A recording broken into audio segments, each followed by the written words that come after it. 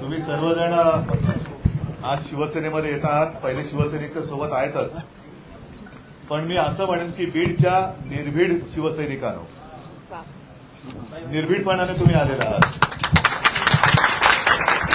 आणि आजपर्यंत तुम्हाला सर्वांना कल्पना आहे की बीड हा जिल्हा शिवसेनेकडून थोडासा नाही म्हटलं तरी दुर्लक्षित राहिला होता. आणि याचं कारणही तुम्हाला माहिती आहे. त्यावेळेला आपली युती होती, युतीमध्ये आपले गोपीनाथराव होते आणि एक थोडंसं नाही म्हटलं तरी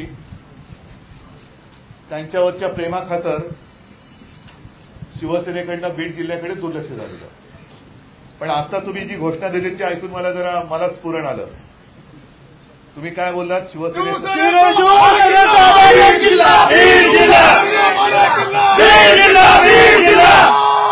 साहब तुम आगे बढ़ो, हम तुम्हारे साथ हैं, साहब तुम आगे बढ़ो, हम तुम्हारे साथ हैं. बीडमध्ये साहेब आमदारच करून दाखवणार. चालेल, तुमच्या तोंडात सांग. तुमचा साहेब फक्त आशीर्वाद राहू द्या, बाकीला सगळ्यांना आम्ही आडवं करून टाकतो. ऐका, तर ही नवीन, मी म्हणेन सुषमाताई तुम्ही बोललात त्याप्रमाणे पालवी फुटते.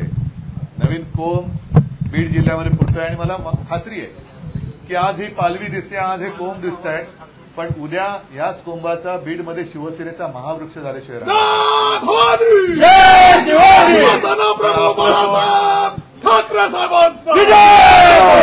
आपलं कोण, परकं कोण, त्याच्यामध्ये खोके बहादर कोण, हे आता अतिशय स्पष्ट झालेलं आहे.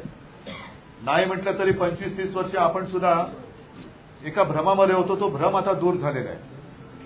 आपलं हिंदुत्व काय हे सर्वांना कळलेलं आहे आणि म्हणून मी तर बीड जिल्ह्यात येणार, नक्कीच येणार. आणि एक आठवड मुद्दामून सांगतो की जेव्हा काँग्रेसचं सरकार केंद्रामध्ये होतं, मला वाटतं पवारसाहेब केंद्रीय कृषी मंत्री होते आणि त्या सुमारास संपूर्ण देशात फक्त शिवसेना शेतकऱ्यांना कर्जमुक्त करा म्हणून मोठमोठे मेळावे घेत होते. आणि आजही मला आठवतोय तो सगळ्यात मोठा जो मेळावा माझा झाला होता तो बीडमध्ये झाला होता. आसूड मोर्चा झाले, पण सगळ्यात मोठा देता की जाता ह्या सगळ्या आंदोलनामध्ये बीडचा मेळावा जो होता मराठवाड्याचा, तो मुद्दामून बीडला घेतला होता आणि तो सगळ्यात मोठा झाला होता.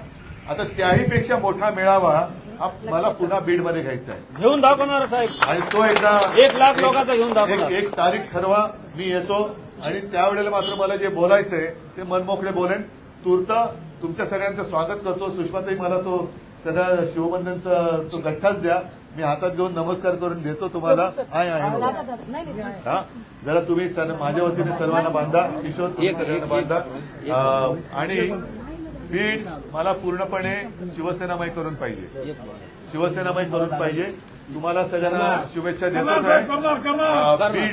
बीडला जेव्हा तारीख ठरेल तेव्हा मी येईनच, पण तत्पूर्वी आपण 23 जानेवारीला नाशिकला एकतर काळाराम मंदिरात जाणार आहोत, गोदातीरी आरती करणार आहोत आणि 23 तारखेला जो आपल्या शिवसेना प्रमुखांचा जन्मदिवस असतो त्या दिवशी तिथल्या अनंत कान्हेरे मैदान गोल्फ क्लब तिथे विराट जाहीर सभा घेणार आहोत. ज्यांना तुम्हाला लांबून शक्य असेल जरूर या. पण तुमच्या सगळ्यांचं मी स्वागत करतो, शुभेच्छा देतो. जय हिंद.